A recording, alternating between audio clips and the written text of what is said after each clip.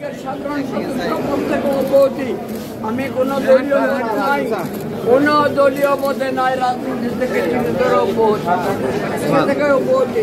আপনি কি কারাগার থেকে অব্যাহতি নিয়েছেন? কারাগার থেকে না, কারাগার থেকে রাজনীতি আর করবো না। এই দেশে রাজনীতি আওয়ামী লীগের মধ্যে যে অভিমানের পালাবদল চলছে, অভিমানের অভিব্যক্তি চলছে, অভিমানের প্রতিযোগিতা চলছে, এটি কতদিন কিভাবে চলে এবং কোথায় গিয়ে শেষ হয় সেটাই এখন দেখার বিষয়। সম্মানিত দর্শক, আওয়ামী লীগের অন্যতম শীর্ষ এবং ত্যাগী নেতা জনাব কামাল আহমেদ মজুমদার, মিরপুরের কামাল মজুমদার নামেই তিনি সমধিক পরিচিত। সম্প্রতি তার একটি বক্তব্য এবং তার একটি কান্নার দৃশ্য রীতিমতো ভাইরাল হয়ে পড়েছে। তিনি এখন কারা অন্তরীণে আছেন এবং বিচারের মুখোমুখি। বয়োবৃদ্ধ মানুষ, কোর্টে আনা হচ্ছে, আবার নেওয়া হচ্ছে, এবং এই কয়দিনে তিনি ক্লান্ত, বিধ্বস্ত, অনুতপ্ত এবং অনেক কিছু তিনি বলতে চান, এবং তারই ধারাবাহিকতায় তিনি মুখ ফসকে বলে ফেললেন যে জীবনে আর রাজনীতি করবেন না। আওয়ামী লীগের সাধারণ যে সদস্যপদ, এর থেকে তিনি পদত্যাগ করলেন। আওয়ামী লীগের সঙ্গে তার কোনো সম্পর্ক নেই, আর আগামী দিনে তিনি কোনো রাজনীতি করবেন না। এই কথা বলে বয়োবৃদ্ধ যে ভদ্রলোক, তিনি অঝরে কাঁদতে আরম্ভ করলেন। এখন তার এই কান্নাটাকে আপনি বা আমি কিভাবে বিবেচনা করব, বিশ্লেষণ করব? আওয়ামী লীগের লোকজন কি তাকে বেঈমান বলবেন, মোনাফেক বলবেন, কিংবা বলতে পারেন যে এত সুযোগ নিয়ে, এত সুবিধা নিয়ে মন্ত্রী হয়েছেন, বহুবার এমপি হয়েছেন, আজ আপনার মতো হাজার হাজার কামাল আহমেদ মজুমদার সারা বাংলার আনাচে কানাচে রয়েছেন। কেউ ব্যবসায়ী, কেউ অন্য কোনো পেশাতে তারা সফলতা অর্জন করেছেন, কিন্তু আপনার যে পরিচিতি, আপনার যে ব্যাপ্তি, এ কেবলই আওয়ামী লীগের নেতা হিসেবে, রাজনীতি হিসেবে। ব্যবসা করেছেন, বাণিজ্য করেছেন, মন্ত্রী হয়েছেন, এমপি হয়েছেন, টেলিভিশন চ্যানেল পেয়েছেন, আর কি চান? তারপর কেন এই পার্টির দুঃসময় এই ধরনের কথা বলবেন? এটা পার্টির যারা লোকজন তারা সঙ্গত কারণেই বলতে পারেন। যারা বিএনপির লোক, জামাতের লোক, তারা টিটকারি করতে পারেন। এত দম্ভ আপনারা দেখাতেন, এত মুখ ঝুলিয়ে ঝুলিয়ে বড় বড় কথা বলতেন। লড়াই যদি করতে হয় আওয়ামী লীগের কাছ থেকে শিখুন, সংগ্রাম কীভাবে করতে হয় আওয়ামী লীগের কাছ থেকে শিখুন। শেখ হাসিনা যতদিন রয়েছেন বাংলাদেশে, কিয়ামত পর্যন্ত, যদি এর মধ্যে কিয়ামত হয়ে যায়, বাংলার সিংহাসন শেখ হাসিনার হাত থেকে যাবে না। শেখ হাসিনা আলা হজরত, তাকে হজরত বলা উচিত। তার জন্য বেহেশত ওয়াজিব বা বেহেশত তার জন্য ফরজ, মানে এইরকম একটা কথা যে তার উচিত বেহেশত পাওয়া, আল্লাহর উচিত। আল্লাহকে সাজেশন করা হচ্ছে যে শেখ হাসিনাকে বেহেশতেও নসিব করা উচিত। অনেকে বলতেন যে তিনি অলি আল্লাহ, এবং তার সে অলিত্ব জাহির করার জন্য বলা হতো যে এত রাতে এসে তিনি তাহাজ্জুদ নামাজ পড়েন, তসবিহ করেন, তাহলিল করেন, দেশ জাতির চিন্তায় তিনি ঘুমন না, কখনো কখনো তন্দ্রাগ্রস্ত হয়ে পড়েন, এবং শেখ হাসিনার হাতেই বাংলাদেশ। কাজেই এই যে আওয়ামী লীগের লোকজন যে কথাগুলো বলতেন, তাদের সেই কথাগুলোকে ব্যঙ্গ করে এখন বিএনপি বা জামাতের লোক সঙ্গতি কারণে বলতে পারে যে কোথায় আপনাদের সেই দম্ভ, কোথায় আপনাদের সেই স্তুতি বাক্য? আপনাদের নেত্রী দেশের বাইরে চলে গেল, পালিয়ে গেল, তাড়িয়ে দেওয়া হলো, হোয়াট এভার মেবি, যাই বলেন না কেন, তিনি এখন সিংহাসনে নেই। তার পক্ষে একটা মিছিল করার মতো লোক নেই, মঞ্চে দাঁড়িয়ে কথা বলার মতো লোক নেই, তার জন্য আত্মত্যাগ করার মতো কোনো সিপাহী বা কর্মী সারা বাংলাদেশে নেই যে আমার জীবন যৌবন আওয়ামী লীগের জন্য, জননেত্রী শেখ হাসিনার জন্য আমি এটা পেয়েছি, ওটা পেয়েছি, ইত্যাদি অনেক কিছু কাজেই আমি স্বেচ্ছায় কারাবরণ করব, স্বেচ্ছায় গণপিটুনি খাবো। তো এই ঘটনাগুলো সারা বাংলাদেশে কোথাও ঘটছে না। উল্টো যেখানে জামাতের পায়ে ধরা দরকার সেখানে জামাতের হাতে পায়ে ধরা হচ্ছে, যেখানে বিএনপির হাতে পায়ে ধরা দরকার সেখানে বিএনপির হাতে পায়ে ধরে তারা নিজেদের অস্তিত্ব বজায় রাখার চেষ্টা করছেন। এবং খুব অল্প সময়ের মধ্যে তারা যেভাবে মস্কিয়ে গিয়েছেন, ভেঙে গিয়েছেন, থেতলিয়ে গিয়েছেন, এটা মানে আওয়ামী বিরোধী শক্তি আগস্ট মাসের 5 তারিখে না আসলে কখনোই তারা সেটা বিশ্বাস করতেন না।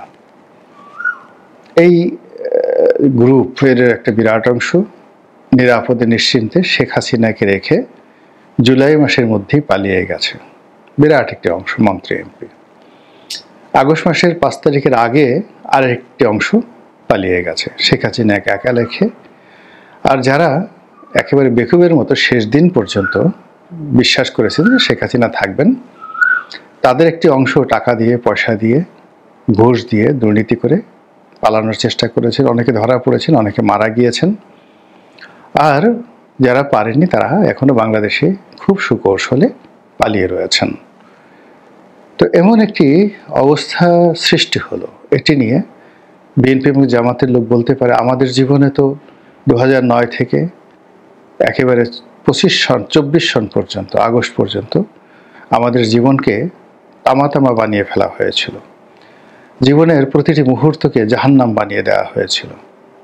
বিএনপি আরও একটু বাড়িয়ে বলতে পারে যে 2006 থেকে, অর্থাৎ আওয়ামী লীগ শাসন আমলের পূর্বে যে 1/11 এসেছিল, সেই সময়টিতেও আমাদের উপর জুলুম হয়েছে, অত্যাচার হয়েছে। কিন্তু আমাদের কোনো নেতাকর্মী তো একটি বারের জন্য বিএনপি ছেড়ে যেতে চায়নি, রাজনীতি থেকে অবসর গ্রহণ করতে চায়নি, দলীয় প্রধানের বিরুদ্ধে বক্তব্য দেননি, এবং তারা 300, 400, 500 মামলা, মোকদ্দমা, ক্রস ফায়ার থেকে শুরু করে আয়নাঘর, আরও কত কিছু, সব কিছুর বিনিময়ে দলকে আঁকড়ে ধরেছেন। তো কাজেই যদি স্ট্রেংথ বলতে যা কিছু বোঝায়, সেটি বিএনপির সঙ্গে, আওয়ামী লীগের সঙ্গে, জামাতের সঙ্গে এখন তুলনা করার সময় এসেছে।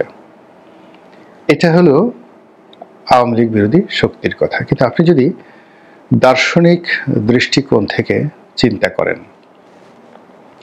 সত্যিকারের সমাজকে দেখেন, তাহলে দেখবেন যে আওয়ামী লীগের যে সকল কর্মী এবং সমর্থক, ত্যাগী নেতা, তারা এই সময়টিতেও বিচলিত কেউ হচ্ছেন না।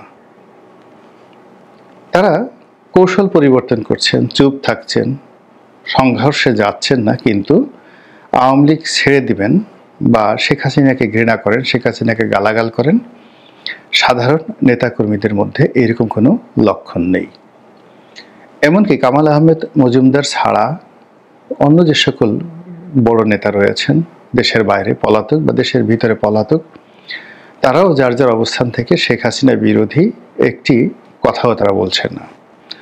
উল্টো তারা স্বপ্ন দেখছেন যে আবার কখন আমরা ফিরে আসব, আবার নেত্রী কবে সিংহাসনে বসবেন, আবার তাদের সুখ স্বপ্ন ফিরে আসবে।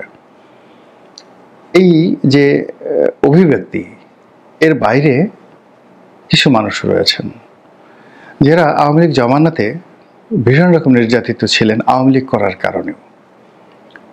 আওয়ামী লীগ করেছেন, দলীয় পদ পদবিতে ছিলেন, এমনকি মন্ত্রী ছিলেন, এমপি ছিলেন, কিন্তু আওয়ামী লীগের কর্মকাণ্ডের সঙ্গে, সিন্ডিকেশনের সঙ্গে তারা সামঞ্জস্য রাখতে পারেননি। এদের দ্বারা তারা নির্যাতিত হয়েছেন বিভিন্ন কারণে।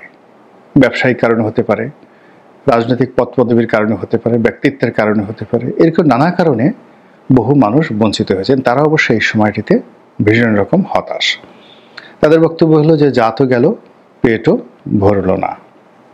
আরেকটি সম্প্রদায় রয়েছেন কামাল আহমেদ মজুমদার সাহেবদের মতো। এখানে কামাল মজুমদার আওয়ামী লীগের দুঃসময়ের কাণ্ডারি।